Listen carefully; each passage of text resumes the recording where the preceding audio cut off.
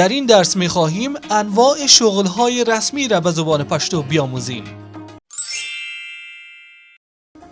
السلام علیکم، څنګه ګرانو زده کوونکو؟ زه ښه یم او هیله یم چې تاسو هم جوړ او صحتمند اوسئ. ستاسو دنده څه ده؟ شغل شما چیست؟ زه یو ډاکټر یم. من یک دکتر هستم. زه یو انجینیر یم.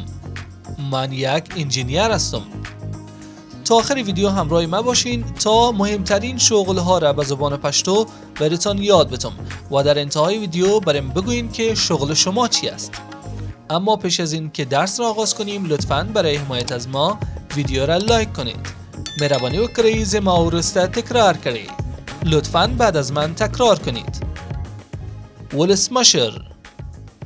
ولسمشر، رئیس جمهور، پرزیدنت.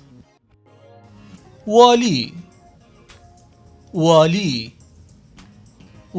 و یا حاکم، گورنر. سکرتر، دبیر، سکرتری. استقبال کونکی، مسئول پذیرش، ریسپشنیست. مامور،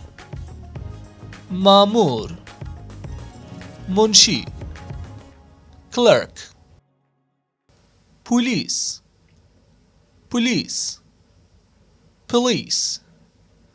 این شغل در هر سه زبان پلیس منامته. پوزه، نظامی، میلیتری. ساتونکی، حفاظت کننده، بادیگارد. امنیت، حفاظت و یا همان امنیت. سکیوریتی. قاضی، بدری همان قاضی میشه. جاج، قانونپو، وکیل، لویر.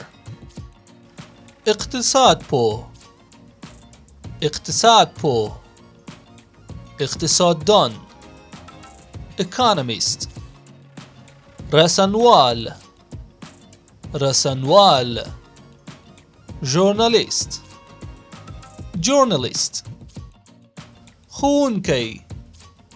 خوونکی، معلم، تیچر. لیکوال، نویسنده، رایتر. ژباړن، مترجم، ترنسلیتر. مشاور، بدری هم مشاور میشه. کنسالتنت. اور مړونی، اطفاگر حریق و یا آتش نشان. فایرمن. دکتر، دکتر.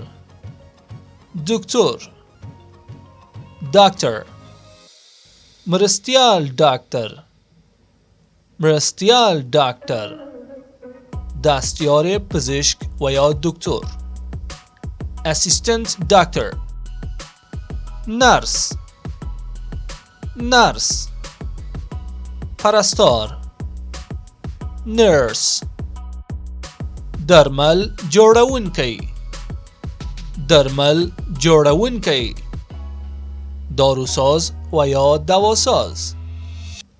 فارماسیست. وات، دامپزشک. وت.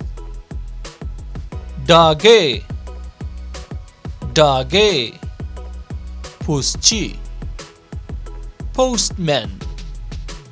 انجینیر و یا مهندس.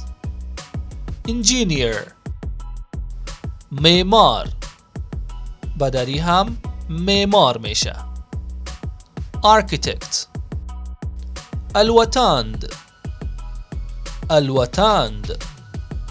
خلبان و یا پیلوت که کلمه صحیحش بدری خلبان است و به انگلیسی میشه pilot.